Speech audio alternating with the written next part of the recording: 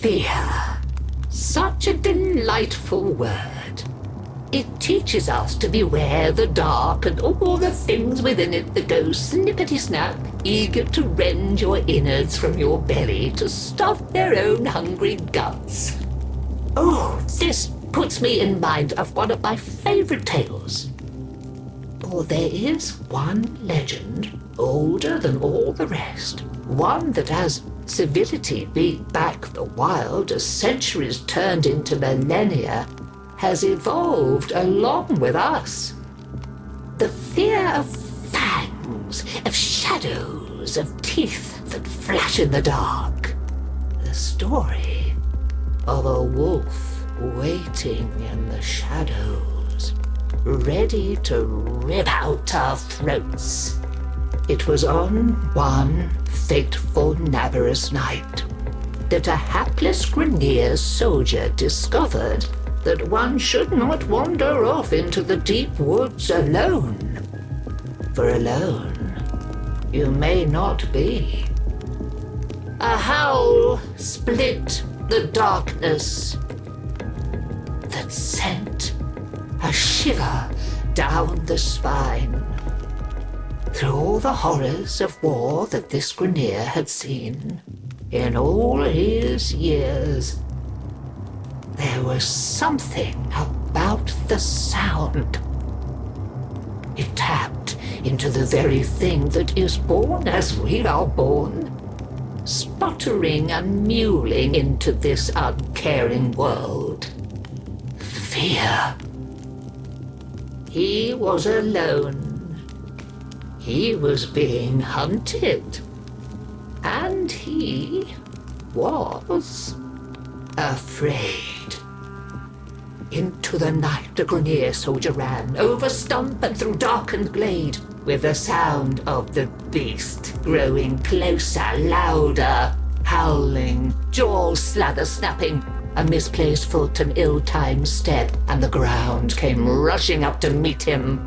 Rolling onto his back, he sought to defend himself, but last, catching sight of his pursuer, primal terror had come for him. A twisted shape, bulbous, stinking, fetid, jaws drooling with ooze and ire.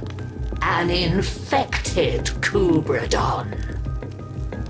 Lifting his marelock, his shaking hand took aim. Bang! A single shot killed the beast dead. He laughed at his own foolishness. He, a mighty soldier, afraid of a single sad and infested Kubradon.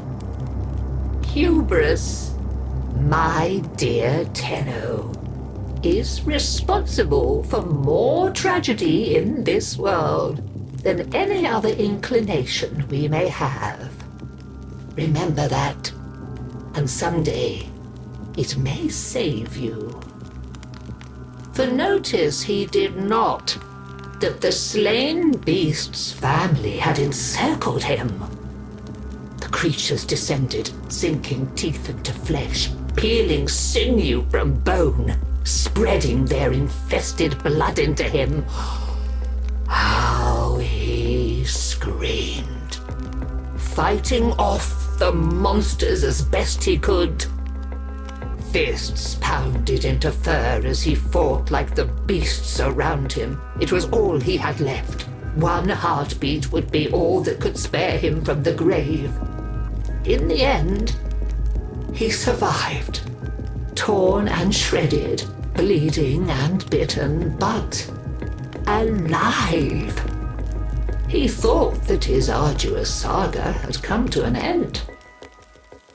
Until he heard that dreadful howl once more.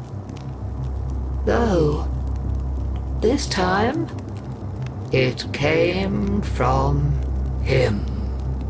Flesh twisting, bones snapping, the noises that left his agonized form were bestial, wild, feral. Soon it was he who stalked the night. It was he who tasted blood upon his fangs. It was he who inspired the fear of the hunt. Oh, fret not though, dear heart, for even the hunters can be hunted. The beasts can be felled, and trophies can be made of those who were brought low. But mark me, Tenno, for perhaps this Navarus night, when you think yourself the pinnacle of the hunt, you had best be wary of the eyes peering at you from the dark, lest you be next. Happy Navarus!